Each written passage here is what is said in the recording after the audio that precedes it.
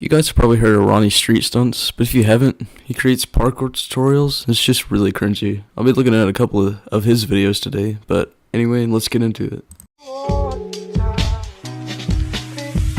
Hey guys, it's Wavy back with another video. Today we're going to be talking about Ronnie Street Stunts. I don't know if he's in his midlife crisis or if he's battling depression or something, but I do know that his videos aren't that good. It's obviously targeted toward younger kids who for some reason want to start parkour, but either way it's cringy. Overall, he seems like a nice guy, so no hate his way, but the first video we're looking at tells us how to start doing parkour ourselves. Anyway, here's the clip. I really hope he doesn't take this to some sort of emotional or spiritual level. It annoys me when people try to find the hidden meaning behind something when there is no hidden meaning. It's like when an English teacher tries to make you find the theme to anything written by Edgar Allan Poe. Now you might be wondering, well, how is doing those things parkour? Well, parkour is your body's natural way of overcoming physical obstacles. That's exactly what it did. Come on, Ronnie. And so when you had to get from one point to another, your body learned how to walk or crawl to overcome that obstacle of travel. As kids, we would continue to explore our body's capabilities through running and jumping and climbing and balancing. We would have playgrounds where we could utilize all those movements. It's another one of the nonsense. No, but seriously, why did he have to film a bunch of little kids at a playground? Imagine this guy in his capri sweatpants filming your toddler. I wouldn't exactly be comfortable with that. Just by looking at this guy, you can tell he spends a lot of his time pumping lotion out of a bottle. So the first thing you should do to start doing parkour again is to have the desire. And I assume if you're watching this video, you already have some sort of desire. I'm watching this video just to make fun of you. I really don't want to myself while trying to do a side flip off of a 10-story building. So now that you're familiar with basic human movement, let's take it to the next level. Now you're going to start experimenting with that movement to see how high you can jump, how far you can jump. You can even use obstacles to experiment with that. So for example, if I wanted to jump over this, I have the risk of actually clipping my feet. Clipping your feet. If you actually clip your feet on that jump, you're either as big as Amy Schumer or as unathletic as Amy Schumer. I can't sit through any more of that. It's pretty boring.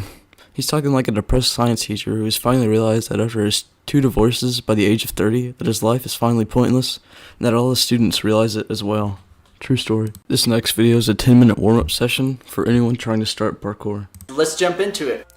So starting off, we're going to just do some jogging in place with some high knees. So this is just jumping up and down, switching feet, lifting your knees up, just to get a warm-up. Kind of get your body loosened up and moving. We'll do this for about 15 seconds and then we're going to switch to some butt kickers. This is where you're kicking your heels towards your butt. These two different exercises just kind of help get your legs stretched out and warmed up just a little bit for the rest of the stuff we're going to be doing. I can't imagine this guy doing this in his living room. Is he just completely alone jogging in place? Imagine that without any sound. I bet his kids, I don't know if he has any, are just sitting at the top of the stairs watching their dad slowly ruin his reputation as a man. It's depressing, honestly. I kind of feel bad for him.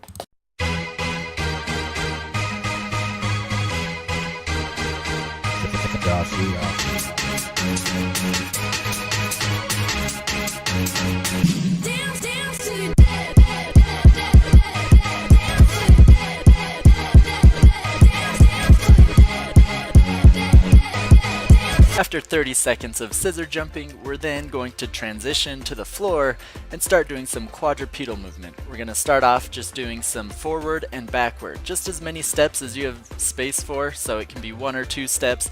Goal is to just kind of be moving back and forth on your hands and feet.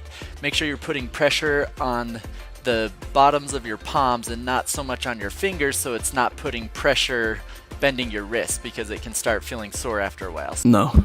Just no. Imagine you wake up from your vivid sleep paralysis and you look down your hall. You see this approaching you. Do you run? Honestly though, why is he doing this to himself?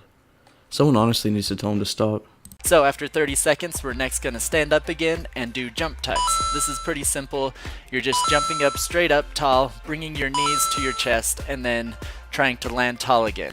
If you want, just for fun, you can throw in little late 180s. That's where you tuck, and then as you open up, you twist your hips and land in a 180. But the main thing is just that you're jumping and getting the tuck in. This will be good application for jumping up onto objects or flips. I've had enough of this crap. This next video shows how to wall pounce like Spider-Man does in the newest game. It's pretty funny, but you'll know what I mean in a second. and jump into the wall, and with that momentum it allows you to actually stick to the wall for a second and kind of get grip, and then Yeah, he's in a Spider-Man suit outside the local high school waiting for the kids to be let out. Anyway, that's all for this video. Thanks for watching, and I'll see you tomorrow. Spider-Man, does whatever a spider can. Spins a web any size, catches thieves just like flies. Look out, here comes the Spider-Man. Is he strong? Listen, bud,